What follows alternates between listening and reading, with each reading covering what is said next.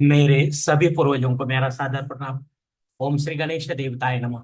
ओम श्री कुल देवताय नमः। ओम श्री गुरु देवताय नमः। ओम सर्वश्री इष्ट देवताय नमो नमः। शिवशरण दोस्तों, मैं हूँ कड़प्पा। फिर से आपके सामने हाजिर हूँ। मेरे धर्म कर्म चैनल में आप सभी का स्वागत है दोस्तों। दोस्तों, पंचांग आज का अभी आपके सामने प्रस्तुत करने जा रहा हूँ। दोस्तों, आज तारीख 6 अक्टूबर 2024, शालिवान शक 1946, संवत्सर क्रोधी, अयन दक्षिण, ऋतु शरद, मास अश्विन, पक्ष शुक्ल। तिथि दोस्तों, आज की तृतीया तिथि है। सुबह 7:50 के बाद चतुर्थी तिथि शुरू होगी। वार इतवार है। नक्षत्र दोस्तों विशाखा नक्षत्र है। मध्य रात 12:11 के बाद अनुराधा नक्षत्र शुरू होगा। योग प्रीति योग है दोस्तों आज का, जो दिन रात रहेगा।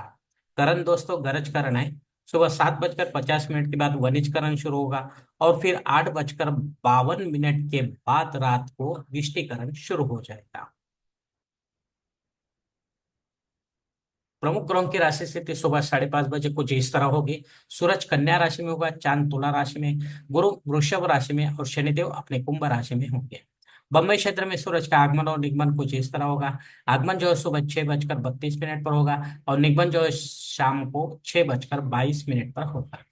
दोस्तों, इसी पंचांग के आधार पर अब हम आज की पूजा के लिए संकल्प छोड़ने जा रहे हैं। तब आप आपके दाहिने हाथ के हथेली पर थोड़ा सा जल, थोड़े अक्षत, एक फूल या फूल की पंखुड़ी ले दोस्तों। और ये संकल्प जो है बोलना शुरू कर दे।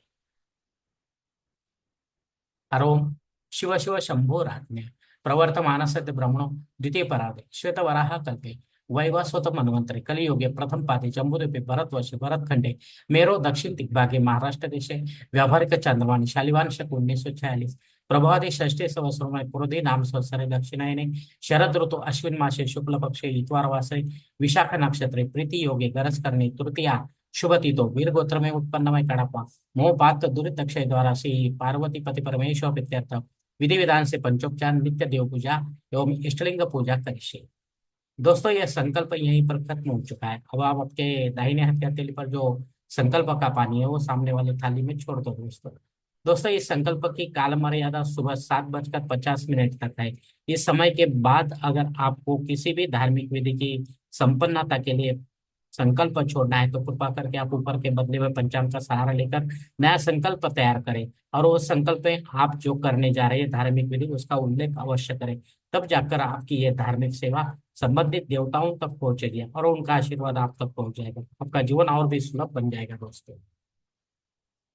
दोस्तों, अब मुहूर्त विभाग में देखेंगे। इसमें धार्मिक विधि और उनके मुहूर्त काल कुछ इस प्रकार दिए गए हैं। सबसे पहले सगाई के लिए मुहूर्त दिया गया है। तारीख 7, 9, 11, 12, 13, 16, 17, 18, 21 और 26। गोद भराई के लिए मुहूर्त दिया गया है। तारीख 7, 9, 17, 18 और 21। नामकरण करने के लिए मुहूर्त दिया गया है। तारीख 7, 12, 17, 18, 21, 23 और 24। मुंडन करने के लिए मुहूर्त दिया गया है। तारीख 13, 17, 18, 21 और 24। गृह प्रवेश करने के लिए मुहूर्त दिया गया है। तारीख 7, 9, 11, 12, 13, 17, 18, 21 और 24। मुहूर्त के दूसरे भाग में देखेंगे दोस्तों। जनेऊ संस्कार के लिए माघ मास के बिना कोई मुहूर्त नहीं है। शादी ब्याह करने के लिए, वास्तु शांति करने के लिए, भूमि पूजन तथा पायाभरण करने के लिए कार्तिक मास के बिना कोई मुहूर्त नहीं है दोस्तों। देवमूर्ति की प्राण प्रतिष्ठा अगर आपको करनी है तो भगवान विष्णु और वो देवी माताओं की आप कर सकते हैं या इनकी अवतारों की भी कर सकते हैं। लेकिन पंडित के माध्यम से देव काल में विधिवत करना है दोस्तों, घर पर करें या मंदिर में करें। इसके बाद प्राण प्रतिष्ठा के बाद आपका अपना कर्तव्य है दोस्तों कि इन्हीं मूर्ति पर आपको अभिषेक लेना है संबंधित देवताओं का। श्री पुरुष सूक्त और श्री सूक्त। अगर आप ऐसा नहीं करेंगे, रोज अभिषेक नहीं लेंगे तो एक दिन यह मूर्ति खंडित मानी जाती है, उसका विसर्जन करना पड़ता है दोस्तों। इसके लिए मुहूर्त दिया गया है प्राण प्रतिष्ठा के लिए। तारीख 7, 11, 13, 17, 18, 21, 23 और 24। दोस्तों, इस इन ऊपर दिए गए मुहूर्तों में, तारकों में समय की पाबंदी हो सकती है। उसे जानने के लिए कृपा करके आप कमेंट्स बॉक्स में मुझसे पूछे, या योग्य पुरोहित से संपर्क करें, या पंचांग धारक से संपर्क करें। उसके बाद ही आप अपने जन्म कुंडल के अनुसार अपने लिए योग्य ऐसा जो मुहूर्त है वो चुने और विधि संपन्न करें।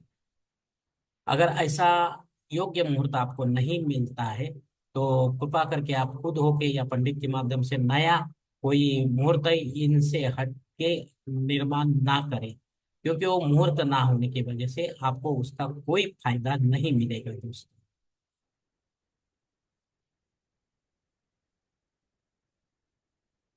दोस्तों, पंचांग में दी गई कुछ अन्य महत्वपूर्ण जानकारी कुछ इस प्रकार है। पंचांग शुद्धि वर्ज दिन है दोस्तों, दिन अच्छा नहीं है। दिन विशेष दोस्तों विनायक चतुर्थी है, जो भक्तगण श्री गणपति गणेश का जी का ये व्रताचरण करते हैं, उन्हें नियमों में रहकर गणेश जी का सेवा करनी है दोस्तों। चतुर्थी श्राद्ध कर्म भी है दोस्तों।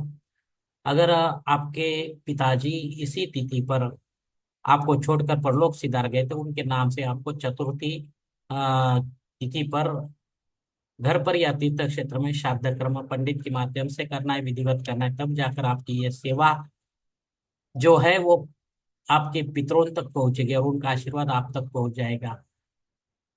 लेकिन ये इसके लिए टाइमिंग दोस्तों अपराह्न काल का है, ये भी ध्यान में रखो दोस्तों। रात 8:52 के बाद भद्रा योग शुरू होगा, यानी कि विष्टिकरण शुरू होगा। और इस भद्रा काल में भी आपको कोई महत्वपूर्ण काम नहीं करना है, क्योंकि राहु आपको यश देने में समर्थ नहीं रहेगा। मध्य रात 12:11 के बाद मृत्यु हो गए। अगर इस समय के बाद कोई बालक जन्म लेता है तो उसकी 12वें दिन शांति करनी पड़ती है, जनन शांति। और नहीं करेंगे तो आप भूल जाएंगे दोस्तों, क्योंकि ये जो योग जो है ये चालू पंचांग में ही दिया जाता है, अगले पंचांग में नहीं दिया जाता। और इसके बाद करने जाएंगे 12वें दिन के बाद तो आपको मुहूर्त निकालना पड़ेगा दोस्तों।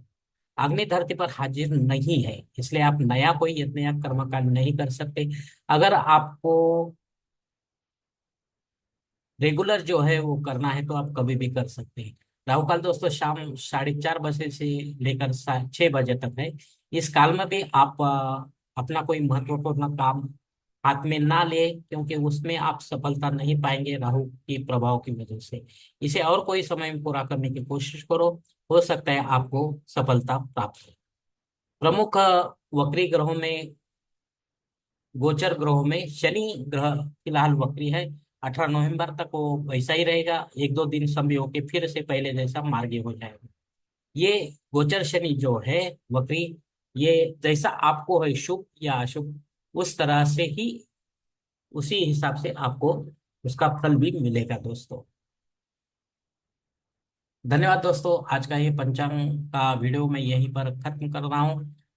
आप जो अगर मेरे बातों से सहमत है तो कृपा करके मेरा धर्म कर्म चैनल सब्सक्राइब करो, लाइक करो, आपके कुटुंब और मित्र परिवार के साथ शेयर करो।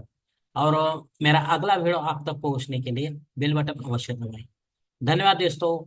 अगली मुलाकात होने तक आप खुश रहे, आनंदी रहे और प्रसन्न रहे। हरि ओम। शिव शंभो महादेव।